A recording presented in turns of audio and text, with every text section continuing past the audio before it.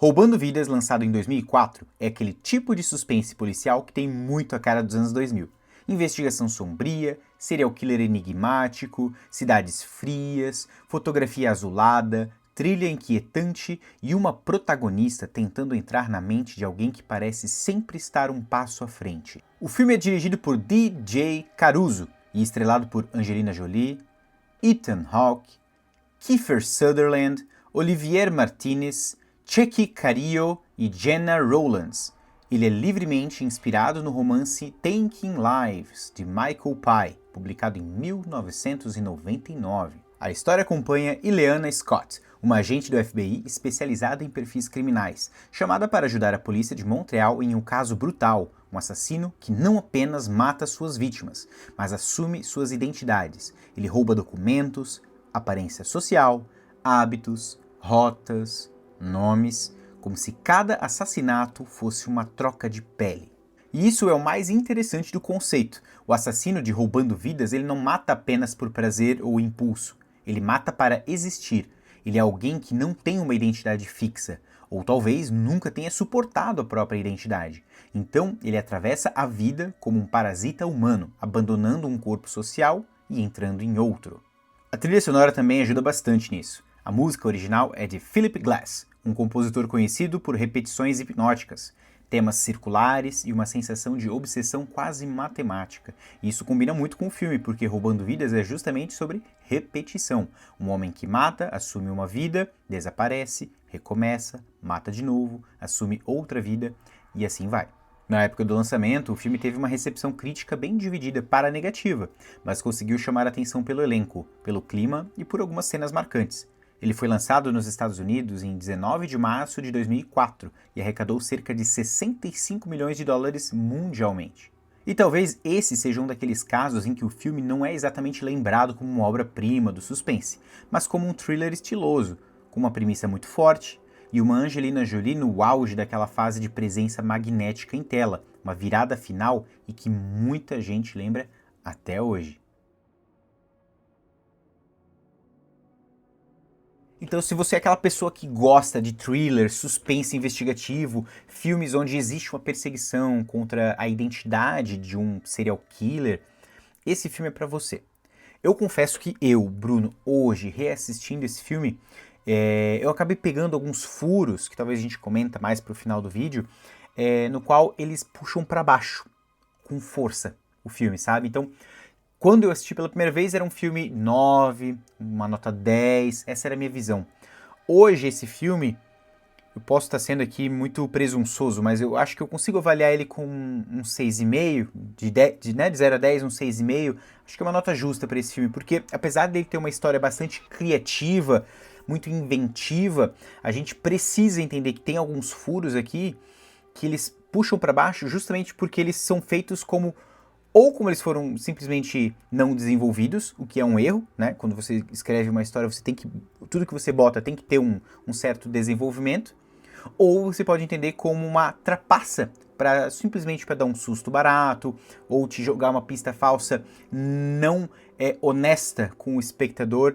Aí eu acho que é jogar sujo e isso acaba pesando o filme, né? Como eu não consegui identificar qual das duas situações é, né? Se é falha de roteiro ou uma trapaça com o espectador, eu não vou julgar nesse cenário. Eu simplesmente vou dizer que, indiferente à situação, isso pesa o filme para baixo. Vocês vão entender depois, na parte com spoilers, que é um filme que tinha um potencial gigante. O elenco é absurdo, estética, teve uma boa bilheteria também, né? Mas ele também teve um bom investimento para ser feito e ele poderia ter arrecadado muito mais se essa questão desses pontos que eu quero levantar com vocês não tivesse sido tão mal tratado durante o filme, né? Quando eu digo mal tratado, é que poderia ter um tratamento diferenciado para esses pontos que a gente vai conversar. São pontos cruciais, pontos muito importantes. São furos de roteiro que podem comprometer demais a experiência e também acredito que pode colocar o espectador num lugar de ingenuidade, né? Tipo assim, olha só, te enganei aqui. Não. E eu não me refiro à reviravolta no final, nem nada disso. São pontos que se eles não estivessem em tela, o peso disso pro filme não existiria. E também não tem consequência, porque são coisas que acontecem no filme que simplesmente não estando ali na tela não vai contribuir em nada, sabe? Então, acho que, na minha opinião, se você já viu esse filme e tem uma boa memória afetiva com o filme, talvez não seja uma boa ideia reassistir, porque você vai pegar esses pontos e talvez você vai pensar, vai dar aquela estragadinha na experiência. Ou não, né? De repente você fala, Bruno, deixa de ser chato, cara. Deixa de ser chato e só curte o filme, beleza. Pode ser também, com certeza. Toda experiência é válida. Mas eu tô aqui para compartilhar com vocês a minha segunda impressão desse filme, né? Que foi reassistir ele pela segunda vez. E confesso que na minha primeira vez foi mais divertido de ver esse filme. E agora nessa segunda vez eu confesso que foi um pouquinho frustrante. Mas vamos lá. Eu quero saber se você já assistiu esse filme. Se você ainda não assistiu, dá uma chance que com certeza ainda vale a pena, né? Nossa vida não é repleta apenas de filmes nota 10 de 10, né? E vale a experiência e com certeza vale o teu tempo, porque temos Ethan Hawke e Angelina Jolie aqui brilhando muito, beleza? Se você não assistiu ainda e quer ver a parte com spoilers, então aquele recado de sempre, pega a tua pipoca, o teu refrigerante e vem comigo. O filme começa super promissor, porque a gente tem Paul Dano, já interpretando aqui um jovem, sobrenome Asher, né? O jovem Asher. O filme, nessa cena que aparece ali no Canadá em 1983, então a gente acompanha aqui um rapaz meio introvertido, meio tímido, aparentemente ele tá fugindo de casa, então ele tá querendo ali comprar uma passagem pra vazar dali da cidade. A gente ainda não sabe o porquê, quais são as suas motivações, mas ele olha estranho para um outro rapaz que tá ali tentando sair dali também, pegar um ônibus e sair dali. Eles pegam um ônibus juntos, de repente vão se aproximando e vão conversando. O personagem Asher, né, que é interpretado pelo Paul Dano, é um cara mais tímido, mas ele consegue socializar ali legal tal. Só que de repente no meio dessa jornada, o ônibus dá pau e eles têm que sair do ônibus. Porque eles não querem esperar ali por 8, 9, 10 horas, né, para fazer essa manutenção do ônibus, eles vão ali perto numa loja, tipo um ferro velho ou uma loja de usados, e vão comprar um carro velho ali para poder seguir viagem. $300. É tudo que eles precisavam para poder sair dali com um carro destruído, mas funcional. E o rapaz que está ali com ele não tem dinheiro. Ele está ferradaço. Também é um jovem que também está fugindo de casa. Então o Asher pega ali umas notas em cédulas mesmo e entrega e compra o carro e fala assim, vamos embora, e eu dirijo. Então eles vão estrada fora e vão conversando. Nisso, esse rapaz que está com ele se apresenta, ele fala que está fugindo de casa porque o padrasto dele é um escroto, ele chegou a brigar com o padrasto acabou apanhando dele, mas só de raiva botou ele num colégio militar, por isso que ele está com a cabeça raspada. Mas ele fugiu de casa, ele quer se mudar para outra cidade para viver da música. Ele já vai ali tocando música com seu violãozinho e tal. Daqui a pouco, pau, estoura o pneu do carro e eles precisam parar. Até aqui, beleza, tudo certo. Parece que vai ser aqueles filmes de viagem na estrada, né? Porque se tu não vê a sinopse do filme, se tu não vê trailer, vambora. Então, o que vai acontecer? É isso que tu pensa, né? Só que o Asher não sabe trocar um pneu, né? E o rapaz ali se voluntaria para ajudar. Não, deixa comigo. Ele pega ali o macaco e começa a fazer com a chave, né, para remover o pneu do carro. Tá com dificuldade, porque o carro velho, tá muito emperrado ali o parafuso. De repente, o Asher vê de longe uma caminhonete vindo. Vindo bem rápido. Daqui a pouco a câmera começa a dar uma ênfase na expressão do Asher. E ele olha pro cara e daqui a pouco ele cochicha algo do tipo, cara, a gente tem mais ou menos a mesma altura. E o cara, o quê? Como nada te prepara para essa cena, porque do nada a caminhonete vem se aproximando, aquela tensão começa a aumentar e o Asher chuta o rapaz na direção do carro. Aqui acontece o caos, né? Porque o carro pega o rapaz numa violência, o atropelamento aqui é absurdamente violento, muito bem feito, por sinal, e o motorista que estava no carro se perde, obviamente, por causa do susto. O carro sai da pista, ele capota, se arrebenta inteiro e morre. E aqui o Asher se aproxima lentamente do cadáver do rapaz, que, bom, perdão, ele ainda não era um cadáver, né? Ele ainda tinha alguns segundos de vida ali, tá agonizando, todo arrebentado.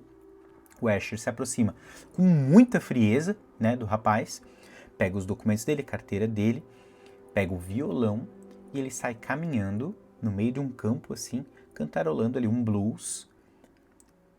Ele já é outra pessoa, porque aquele Asher todo tímido que estava retraído ali já não é ele. Ele já é outra personalidade, como se ele já tivesse começando a praticar a persona que aquele rapaz representava. Deixou o cara na beira da estrada para morrer, vai morrer com certeza, e seguiu andando. E esse é o começo do filme. Então, para mim, o começo desse filme aqui é 10 de 10. Por toda a atmosfera que ele cria, todo esse momento, toda essa tensão, tu fica, caramba, cara, e agora, velho? Alguém vai pegar esse cara? É isso que tu pensa? O que ele vai fazer agora? Porque nem parecido esteticamente ele é. Se a proposta dele é roubar vidas e se passar por aquela pessoa, o que ele vai fazer? O filme explica mais ou menos para o espectador de uma forma não muito expositiva, mas que é a cara dos filmes dos anos 2000. Aqueles créditos iniciais apresentando o nome do elenco, a produtora e tudo mais, e várias cenas aleatórias, que não são tão aleatórias assim, printando na nossa tela.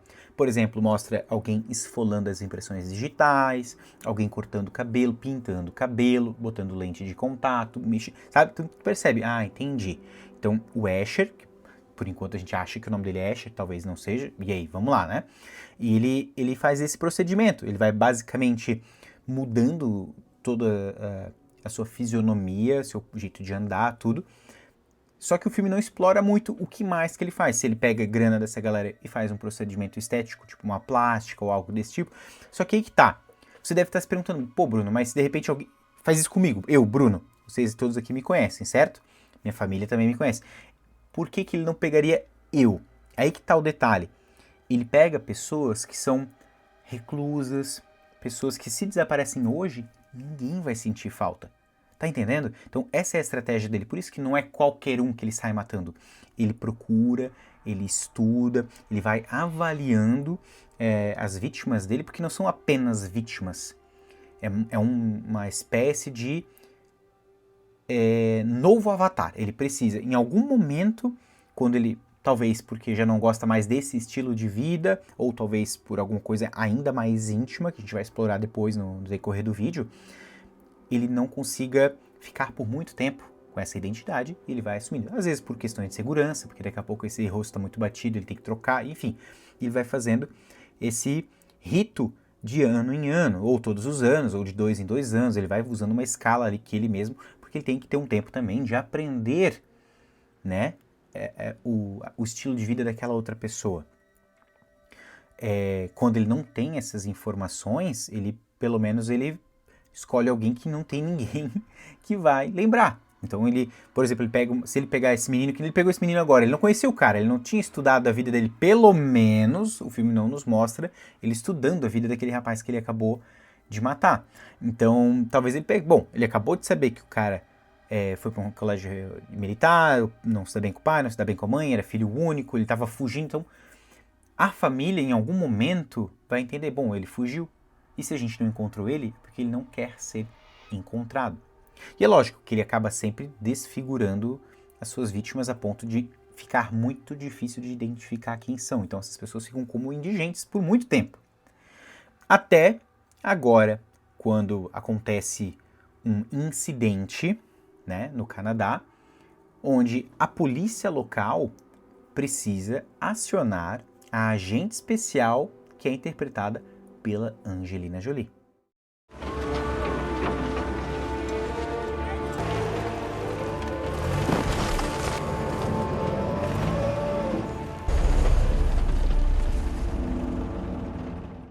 Tá rolando uma obra, tipo numa construção pública, assim, aberto, luz do dia e tal, e uma máquina começa a cavocar o solo e de repente encontra restos mortais de um ser humano. Lógico que a polícia é chamada e eles encontram ali o rapaz todo mutilado, um rapaz, né, todo mutilado. E eles então chamam essa personagem que é interpretada pela Angelina Jolie porque ela é fera. Ela já trabalhou com o chefe da corporação ali em outras operações e ela já é muito bem recomendada. Quem não gosta muito é um dos personagens que trabalha ali para esse cara, né? Esse cara é o Paquette, que é interpretado pelo Olivier Martinez. Ele, cara, a primeira reação dele quando ele descobre que a Ileana vai trabalhar ali com ele é de raiva, né? Poxa, tem uma galera trabalhando aqui, muitos homens trabalhando aqui, daí nada te chama uma pessoa totalmente aleatória de fora. Eu fico, não, calma, é um caso que eu acho que é diferenciado. Ok, então, né? Então, vamos lá. Ok. Vamos encontrar essa mulher. Aí o que acontece? A primeira cena dela é muito boa, porque eles vão lá no canteiro de obras, já de noite, tudo isolado, né? Aquelas faixas de segurança e tal. A maluca tá deitada ali no chão, no buraco onde foi encontrado o corpo. E eles, o que tá acontecendo, né? O que tá fazendo aí? Ela sai ali, se limpa do barro e fala, bom, eu acho que esse corpo ele foi enterrado aqui de forma que quem enterrou, né, gostaria de fato que esse corpo fosse encontrado. Eles, por quê? Bom, vários motivos. Primeiro, um lugar bem fácil, né, de encontrar, tá no meio, literalmente no meio da cidade. O buraco, ele foi feito exatamente com as proporções e medidas do corpo, né, então foi feito especial para enterrar aqui e raso, algo que era literalmente para que alguém encontrasse. Tá, mas qual que é o propósito? Ainda não sabemos, mas a gente está aqui para descobrir. Enquanto aquele departamento de perícia e reconstituição facial está trabalhando na noite para tentar identificar o rosto daquele corpo que foi encontrado, nós, espectadores, já entendemos que aquilo ali faz parte de uma das vítimas do assassino que nós conhecemos jovem lá, interpretado pelo Paul Dano, no qual a gente não vai mais ver no filme esse ator, né? Porque é o mesmo modus operandi, né? O rosto mutilado e sem as mãos. Beleza.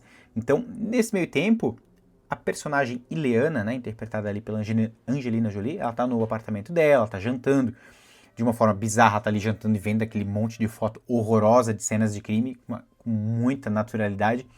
Isso mostra para nós que ela já é uma personagem que tá acostumada a viver disso, trabalhar com isso, então ela não se abala mais de forma tão fácil, ela é meio durona mesmo. E na manhã seguinte ela é chamada porque houve uma nova tentativa de assassinato naquela região ali.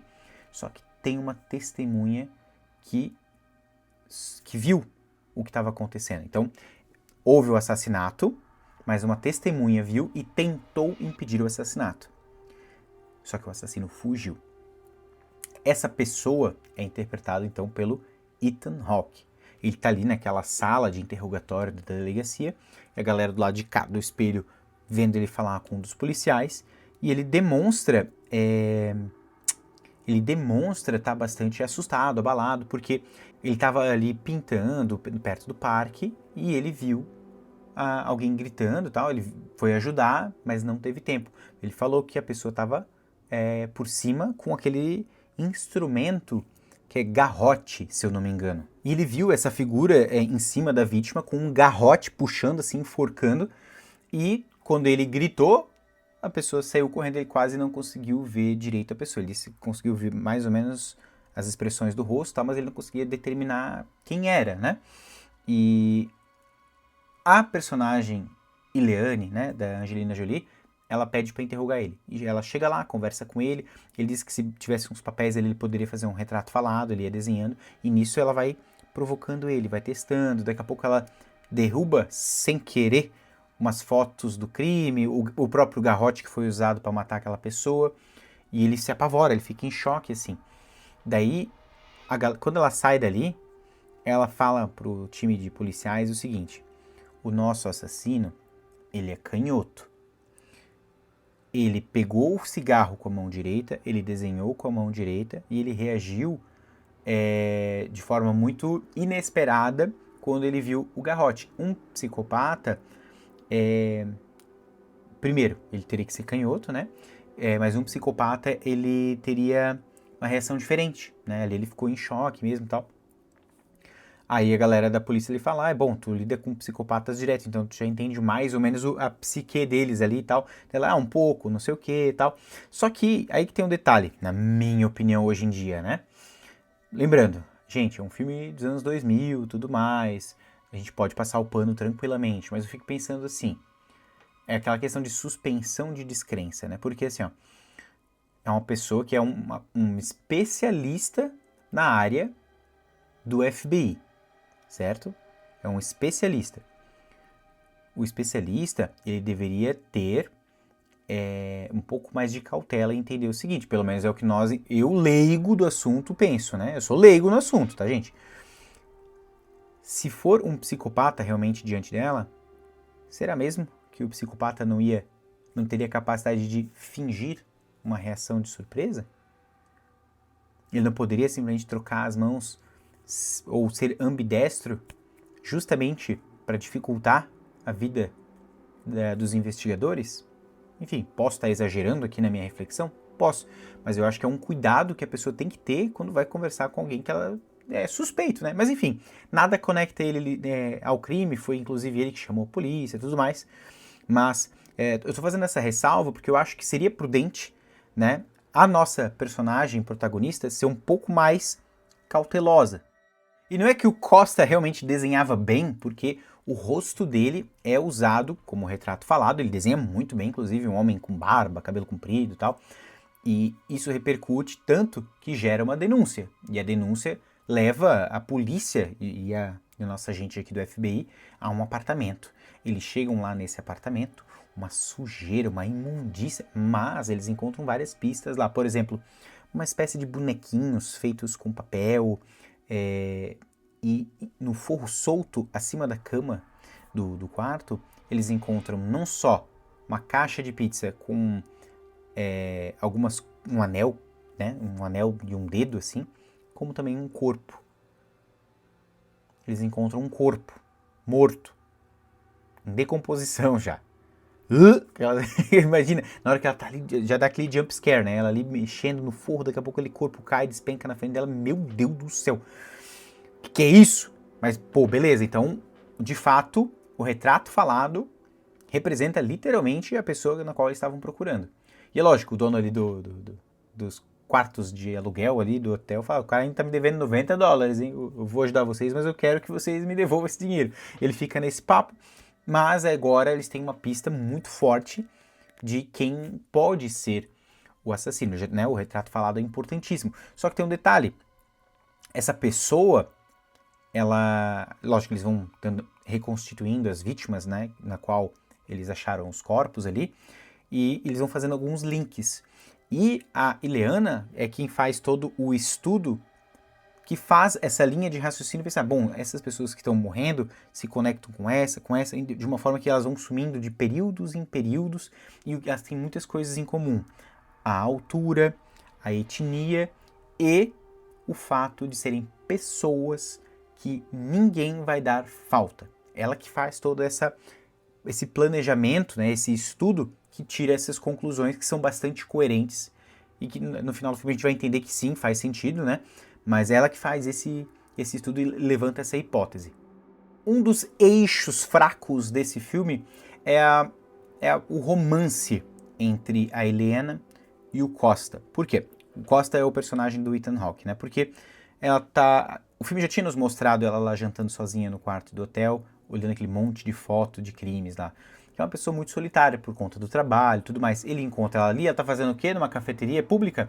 Tá trabalhando, tá estudando caso. Ele se aproxima dela, pede um café, oferece um café, daí viu que ela já tomou uma tonelada de café ali, ou seja, ela tá bastante ocupada com o trabalho. Só que esse romancezinho que o filme tenta construir aqui pra gente, eu não acho ele natural. E, gente, eu não tô criticando o romance. Tem filmes, romances e romances. Então, se ele for bem escrito e bem introduzido na trama, pô, funciona, cara, não tem problema. Não é essa a minha crítica. A minha crítica é de como ele é conduzido. Eu acho ele meio forçado. E o filme, ele tem, sei lá, 2 horas. Que botasse 2 horas e meia o filme, então. Pra quê? Primeiro, para responder as pontas soltas que eu vou comentar mais pra frente e para desenvolver melhor esse casal, né? Que ainda vai se tornar um casal, mesmo que por pouco tempo, eles vão, né? Então, é um romance que é desenvolvido de forma muito rasa e é desinteressante de tu acompanhar isso, porque quem quer ver um thriller, a gente quer ver mais background dos nossos personagens que a gente está acompanhando, óbvio, né? Mas a gente quer saber também mais sobre o crime. né? Sobre o criminoso, sobre o que está acontecendo, suas intenções, seu próximo passo. A gente quer meio que entrar um pouco na mente do assassino. A gente gosta de ver isso nos filmes. Não sei se vocês concordam comigo. Esse é o ponto forte de um bom thriller. Personagens bem construídos e não importa se tem romance ou não, desde que ele sirva a trama, desde que ele seja bem escrito, que ele seja convincente. Eu acho que essa é a pegada aqui, que no final das contas não é convincente esse romance. Depois vocês vão entender quando for mais pra frente. E aqui que vem uma das cenas que são bastante reveladoras, mas também tem um baita de um furo aqui, que eu vou chamar de furo, gente, depois, por favor. Se vocês quiserem contribuir nos comentários e me ajudar, falando, não, Bruno, tu que é burro mesmo, tu não percebeu isso, me ajuda, por favor, tô pedindo pra vocês, me ajuda. Mas pra mim, por hora, é um furo, beleza? Eles vão visitar a mãe do Asher, porque eles chegam na identidade do Asher, mas o Asher, ele é uma pessoa que ele não existe mais como ele deveria ser, né? Porque ele é uma pessoa que vai trocando de identidade de tempos em tempos. Ela chega na mãe dele, conversa com ela, uma mulher fria, inclusive, eu adoro essa atriz, pra quem já assistiu A Chave Mestra, já deve lembrar do rosto dela, né? Aqui ela é uma mulher ricona, mó casarão, ó, gente de grana, tá? E ela fala que, na verdade, o Asher, que é o sobrenome dele, né? Ele tinha um outro irmão, então eles eram irmãos gêmeos. E claramente ele não era o preferido. O irmão dele, eles foram nadar em outro lugar, tomar banho numa cachoeira, num rio, alguma coisa assim. Mas o irmão preferido, né, dela, no caso, o filho preferido dela, acabou falecendo. E ele não. E olha que interessante. Nas fotos da família, ali tem várias fotos. Só que as fotos do Asher que sobreviveu, né, digamos assim, fica, tipo, escondida. Ela esconde atrás, assim, tu vê que ela tem um ressentimento. Beleza, vamos pra frente, né, o filme avança, e nessa conversa entre elas, ela percebe que existe uma amargura, e que talvez ela saiba mais do que ela tá falando. Beleza, só que a Helena segura essa informação e tal, ela pede algo para essa mulher sai do cômodo para pegar esse algo, casa enorme, porque ela percebe que ali numa cômoda tem uma porta com uma chavezinha, e essa chave tem tipo um penduricalho assim, que tá balançando como se tivesse uma corrente de ar. Tem uma corrente de ar ali, ela passa a mão, ela sente, só que não vê da onde? Beleza, ela tem que sair dali. O que acontece? Ela precisa dar um jeito de entrar naquela casa para que ela entre naquele lugar. O que a polícia faz? Eles levam ela para um hotel para deixar ela em segurança, porque eles acreditam que ele pode querer estar ali na redondeza para prejudicar a mãe. Nisso, a Eliana entra na casa dela numa noite ali para investigar aquele lugar ali da corrente de ar. Ela consegue arrombar a porta, ela afasta aquele móvel e descobre que tem um andar lá para baixo, lá pro porão. E ela vai lá. E lá ela faz aquele ritualzinho dela. Quando ela chega lá, primeiro que ela tem uma cama de solteiro velha, ferrada, daquelas camas de ferro bem antiga, um colchão fino igual papelão assim, e aqueles bonequinhos de plástico, de papelzinho assim, parece até uns origamizinhos que ela encontrou lá no apartamento. Igual, vários ali espalhadinhos. Ela deita ali na cama, fica naquela pose igual ela ficou lá no buraco no começo do filme. E ela vê que nos caibros da madeira tem ali o nome Martin, que é o nome do nosso personagem, o Martin Asher, né? Ela, te encontrei. Aqui a gente leva um cagaço com um jumpscare, porque do nada uma mão atravessa o colchão e tenta enforcar ela, ela se livra, sai debaixo da cama um cara que a gente não consegue ver por causa da penumbra, e essa pessoa, ó, pica a mula. Então, lembra quando eu falei pra vocês sobre alguns furos de roteiro e incoerências? Beleza, esse é o primeiro. Segura aqui que a gente volta a falar sobre isso depois. A teoria da Helena é que a próxima vítima agora é o Costa. Ele é o novo alvo, né, do Asher. Então, como eles não sabem quem é o Asher, como é o rosto dele atualmente, né, o retrato falado lá é um cara com barba e cabelo comprido. Ele provavelmente já viu os noticiários, ele já deve ter tirado a barba, já deve ter cortado o cabelo, pronto. Difícil de encontrar esse cara agora, né?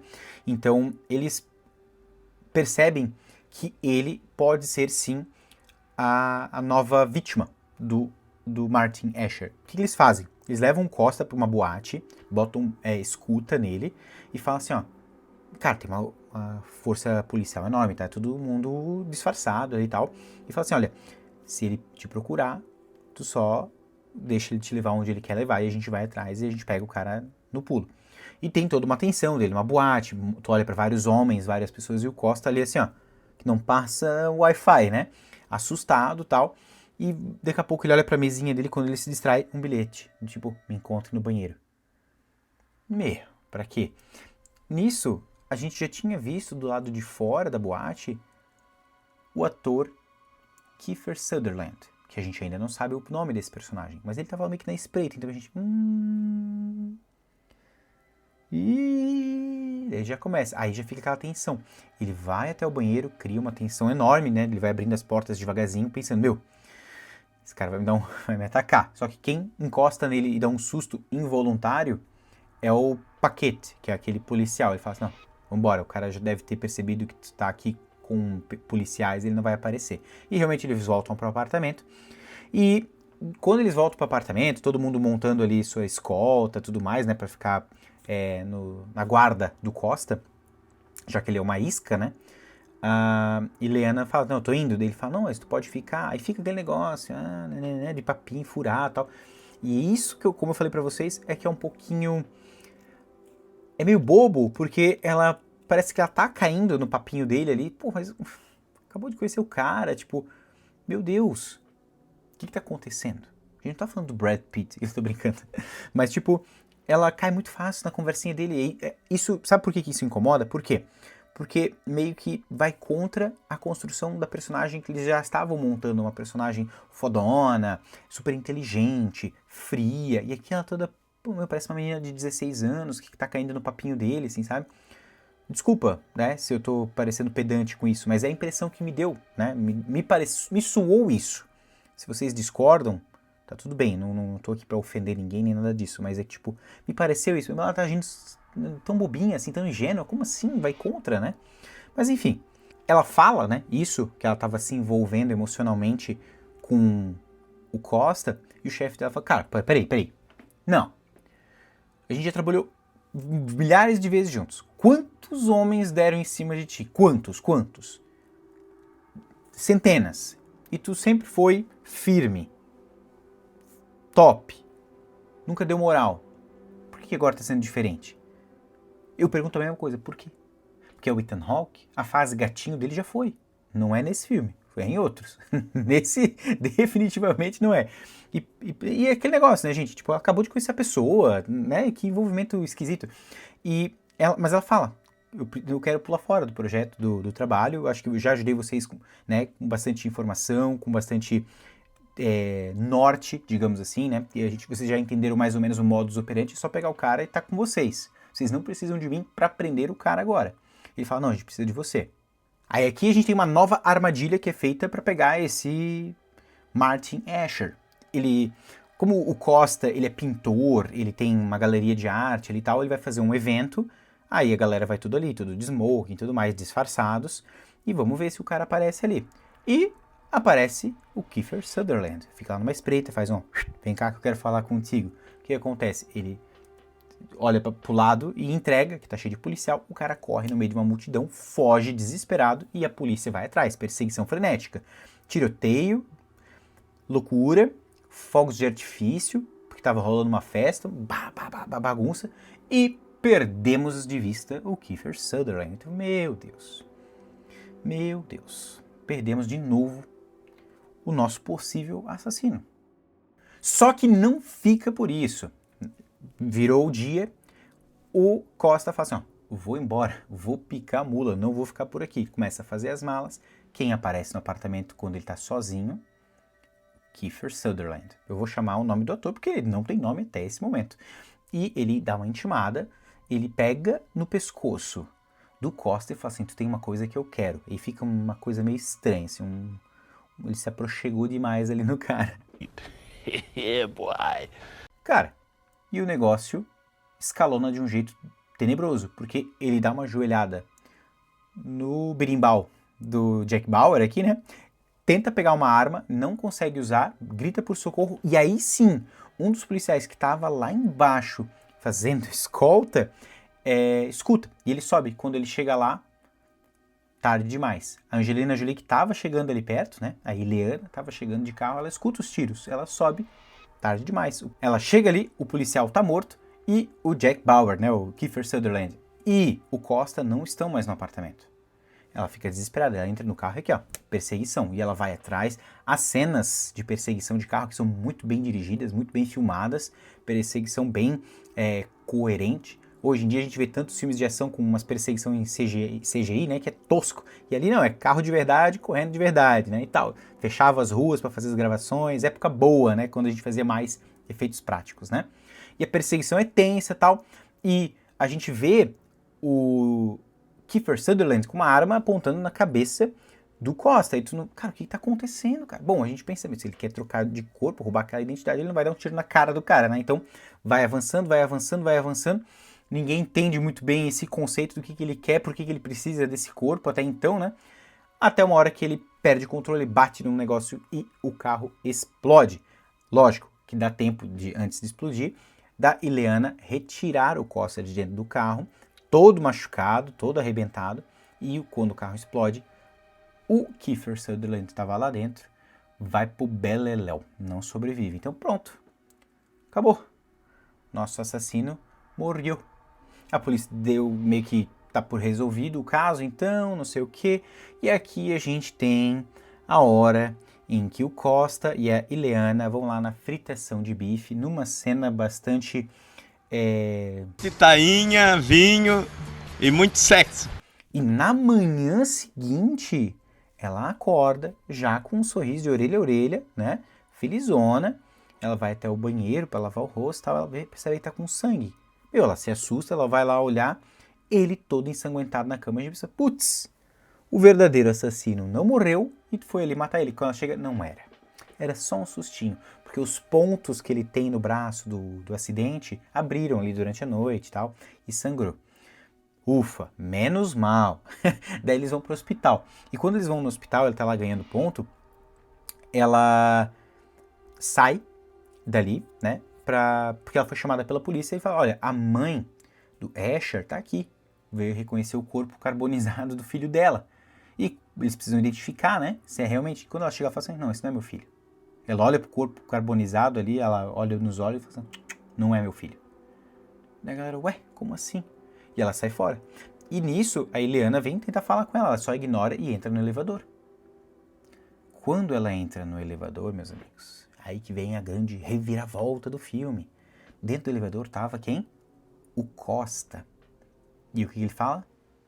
Oi, mamãe. E pô, a cabeça da gente explode, né? Ou nem tanto. Porque, na minha opinião, já estava bastante óbvio que o Costa, na verdade, estava armando tudo e ele já era o Martin Asher. Na minha primeira vez que eu assisti esse filme, o plot twist já não funcionou. E nessa segunda vez aqui também não, obviamente. Mas, tipo, aí que a gente já vem percebendo, meu Deus, olha quantas pistas, né? Enfim, não era uma pessoa inocente. O Costa sempre foi Martin Asher. Ele é o assassino, ele mata a mãe dele no elevador. Quando a Ileana abre o elevador e vê ela morta, ensanguentada, ela vê ele ali. E ele fala, não, calma, eu posso explicar. Claro, com certeza pode explicar. E ela foge, obviamente. Nisso, ele também foge. Ela chama os amigos dela, porque ela não consegue lidar com aquilo ali, ela fica meio que molinha, né, meio que com as pernas fracas, e ela não consegue nem correr. E os caras vão atrás. Óbvio que dá tempo dele fugir, ele vai numa estação, compra uma passagem de trem, até dá um miguezinho pra trocar uma ideia com outro cara, segura essa informação, porque ele fica batendo um papo com esse cara no trem enquanto eles estão fugindo, o cara não faz nem ideia que eles estão fugindo, né? E o filme dá uma esfriada nesse meio tempo, porque a gente pensa, bom, agora ele fugiu e ela vai voltar para a cidade dela. That's Christopher Hart. He's a drug addict and an art thief. I was selling stolen art for him. There are emails that Costa wasn't paying him. All Hart wanted was his money. He owed him over $80,000. Inclusive a gente vê ela sofrendo no banheiro, chorando. Lógico, Aqui, pra mim, faz muito mais sentido ela estar nesse jeito, lógico, porque ela se sentiu usada e manipulada por um monstro, por um assassino. Aí, beleza, joia. O fato dela ter sido manipulada e usada faria muito mais sentido, repito, se o nosso assassino aqui ele fosse um cara muito mais bem construído. Não consegui, ele não me convenceu nesse papel, o Ethan Hawke, ele não me convenceu, tanto que eu já matei a charada bem no começo, ele não me convenceu como um cara bobão, artista, ingênuo, nem nada, não, ele não me convenceu, desculpa gente, talvez algumas pessoas estão vendo aí e ficam, pô Bruno, mas eu gosto tanto desse filme, e tá tudo bem cara, a questão não é não gostar, não é pra não gostar do filme, pelo amor de Deus, e a gente... Meu Deus, tem o tanto de filme ruim que eu gosto, que tá na minha lista. Vocês viram minha lista dos top 10 aí. Tem um monte de filme que pra uma galera é ruim. Mas tá tudo bem se vocês acham que ele é ruim. Gente, que é isso, né? É gosto. É gosto. E tá tudo bem a gente gostar. E, repito, esse não é um caso de um filme ruim. Ele não é ruim. Eu acho que ele tem alguns pontos que poderiam ter sido melhor trabalhados para que ele melhorasse. E um desses pontos que melhoraria 1000% é o fato desse nosso assassino não ser tão óbvio, ser um pouco mais bem construído. E ele, antes de cativar a Ileana, ele tinha que cativar o espectador. Primeiro, ele tem que nos convencer de que ele é um fofo, de que ele é um querido, de que ele é ingênuo, e tem que sentir medo por ele. A gente tem que temer pela vida dele. E a gente não sente muito isso. Pelo menos eu, né? Repito. Eu não senti muito disso, entende? Mas voltando aqui pra Ileana, ela se sentir daquele jeito derrotada, destruída, é muito coerente com o fato dela ter sido usada. E não de tipo assim, ai, eu perdi meu grande amor. Não é isso. O filme nem tenta ser desse jeito, tá? Não é o caso. O filme é bem específico de que ela tá assim porque ela se sentiu usada. Ela foi manipulada por um cara que é um manipulador. Só que aí que tá. Se tu olha o Anthony Hopkins, que tá longe de ser um galã, o cara, ele é sedutor. Tu entende? Ele é charmoso. Era mais fácil tu ser convencido de que ele estaria conquistando o coração da Ileana do que o personagem do Martin Asher, na minha opinião. Não sei se vocês concordam comigo. Porque o charme e a elegância e essa postura de sedução não está 100% atrelada à beleza. Tem toda uma postura, uma forma de... Cara, é diferente. É muito diferente. E quando nos mostra ela já vivendo a vida dela, mostra ela entrando numa conveniência, no mercadinho, tal, comprando uma coisa, tá vivendo a vida dela. Só que daí a câmera se afasta um pouco e mostra um baita de um barrigão enorme. Um barrigão enorme, e tu fica, putz, tá grávida. E de quem ela pode estar grávida? Tu já fica, meu Deus. Enfim, ela entra em casa, tá vivendo a vida dela na casinha dela, um lugar afastado, isolado, frio, um lugar super aconchegante, inclusive. E ela já tem até o quartinho ali. E no quartinho da criança, não é o quartinho da criança, é um quartinho das crianças. Porque tem duas caminhas, ou seja, ela tá esperando gêmeos. Aí tu, pá. Quando ela desce pra fazer um chá, quem ela encontra lá? Martin Asher, que ainda não trocou de identidade. Ele mantém o rosto do Costa ainda. Perfeito. Então, ele começa a manipular ela, falando assim, olha, eu não quero te matar, eu acho que a gente começou com o pé esquerdo, a gente pode tentar de novo, a gente pode viver uma vida juntos. Ele dá alguns sinais no que ele fala de que ele já está há muito tempo vendo ela. De que ele acompanha ela construindo o lar para as duas crianças, que do jeito que ela gosta do chá. Então, opa, ele tá um tempão observando, certo? Beleza. Ela se nega a se unir a ele. Ele tenta beijá-la à força, não consegue, eles brigam, ele bate, machuca, fica um quebra-pau. Ele descobre que ela tem armas escondidas em vários cômodos da casa, ou seja, ele já entrou ali quando ela não estava, então, né? E aí, no meio do quebra-pau ali, ele desiste de tentar uma vida com ela, ele percebe que ela não vai ceder, que ela fingiu que ia, mas não ia, aquele confronto e tal. Ela pega uma tesoura para tentar machucar ele, fica ali, né, tentando machucar ele com a tesoura, ele pega a tesoura dela, segura ela pelas costas e dá uma facada na barriga. E aí tu fica chocado com o que aconteceu, fica desesperado, obviamente. Só que ela vira com aquela cara de Lara Croft, de fodona, ela pega a tesoura e acerta ele no peito, tirando a vida dele. E fim do Martin Asher. Ele morre ali, chocado, mas antes de morrer, ele é surpreendido pelo plot twist dela dessa vez, que ela tira a barriga, era uma barriga falsa. Olha só. Uou! Que reviravolta irada. Eu achei irado. Achei irado. Mas tem um ponto que dá uma azedadinha aqui, né? Bom, fim do Martin Asher. Resolvemos, matamos o assassino, tudo resolvido, agora vida que segue. Porém, eu quero compartilhar com vocês alguns pontos que ficaram jogados no filme e não tiveram uma explicação satisfatória ou que faça sentido. Então vamos lá. Primeiro dos pontos, né? Vou começar daqui já, por exemplo, dessa cena do final. Dá a entender que o Martin está seguindo ela há um bom tempo e ele está acompanhando ela há um bom tempo também. Então ele sabia até onde estavam as armas escondidas dela. É sério que ele não tinha percebido que essa barriga era falsa, então?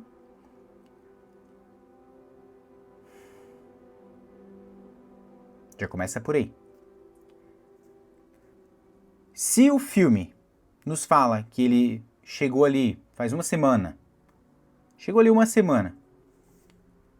e começou a vigiar ela e tal, a gente pensa, bom, ele chegou uma semana. E ela sim deixa claro que ela já está usando essa barriga há um bom tempo porque sabia que estava sendo observada. Certo. Mas não está meio esquisito? Ela sabia que estava sendo observada por ele. Mas ela sabia desde quando? Ela vai trocando a barriga de tanto tempo? Como é que funciona? Eu tô tentando achar lógica, né, gente? Eu tô sendo super chato agora. Eu sei, você deve estar aí do outro lado pensando, Bruno, larga a mão, deixa de ser xarope. Beleza, mas eu tô tentando encontrar um pouquinho de lógica aqui. Eu queria a ajuda de vocês. Me ajudem. Estejam do meu lado. Venham para o meu time. E nesse caso, isso aí é o de menos, tá? É o de menos. Um dos pontos que o filme aborda é que o Asher, ele tem um irmão gêmeo, beleza? Tinha, né? Um irmão gêmeo, e que esse irmão morreu. Pelo contexto que a mãe dele narra para Eleana, naquele momento que ela vai visitar ela, é de que ele morreu afogado e tal. E assim, se a gente, né, for um pouquinho mais, né, mais safo, a gente entende. A gente sabe que aquele rapaz era o preferido da mamãe. E o Asher não sabia lidar com isso, né? O Martin Asher não sabia lidar com isso. O que ele fez? Ele provavelmente matou o irmão. E é isso. Beleza, isso é uma teoria. Tanto que, em outro momento do filme, eles querem abrir o túmulo de onde foi enterrado esse moleque. Eles abrem o túmulo, levam a carcaça desse túmulo, né, para um IML da vida, né, para um instituto de perícia, e eles descobrem que aquele corpo ali não era do irmão do Martin. Então quem é aquele corpo? O filme não fala. O filme simplesmente não fala. Então, ou eu sou muito burro, e estou muito bem com isso, tá, gente? Se alguém fala assim, Bruno, você realmente foi burro, beleza, não tem problema. Eu assumo esse manto, desde que alguém me explique da onde que é aquele corpo e cadê o corpo do irmão, então. O problema não é nem saber de quem que era o corpo, o problema é saber onde está o irmão. Se o irmão morreu, cadê? Sabe? Fica um negócio meio assim. Outra pergunta que é bem curiosa, né? No momento em que a Eleana desce ao porão e encontra aquele quartinho escondido do Martin, o que era aquele quartinho? Vamos lá, conta pra mim. A mãe do Martin estava protegendo ele em algum momento do filme, é isso? Ele vinha ali e se escondia? Mas se ela escondia ele, ela não teria interesse nenhum em denunciar o filho dela, né? Como ela já tinha feito em outros momentos. Inclusive, ela tinha medo dele. Tanto que no fim das contas ele acabou matando ela. Então, será que então ele vinha naquele quarto para se esconder, para ganhar tempo quando ele estava pela cidade ali e tal, enfim? Ué? Ela saberia da existência desse quarto? Tu concorda comigo? É na casa dela? Se a Eleana passou ali em um segundo, identificou que ele tinha uma passagem, a mãe com certeza saberia. Será que ela não... Enfim. E o que ele estava fazendo lá debaixo da cama? Olha que bizarro. O cara estava lá de noite, escondido, debaixo da cama. Porque quando ela entrou, talvez ele estava só no quarto e ele se escondeu quando ela entrou. Beleza? Ok, beleza, entendo. Mas o que ele estava fazendo ali? Quem que era aquele cara? Porque não mostra pra nós quem era aquele cara. Ele simplesmente saiu dali... entende? Eu cheguei até a levantar uma teoria que será que o irmão dele realmente morreu? Acho que não morreu, e eles ficam ali, eles são gêmeos, e talvez eles estejam assumindo a mesma identidade, sempre juntos, e fazendo seus crimes. Mas eu tô indo muito longe, o filme não explora. Tá vendo quantas lacunas?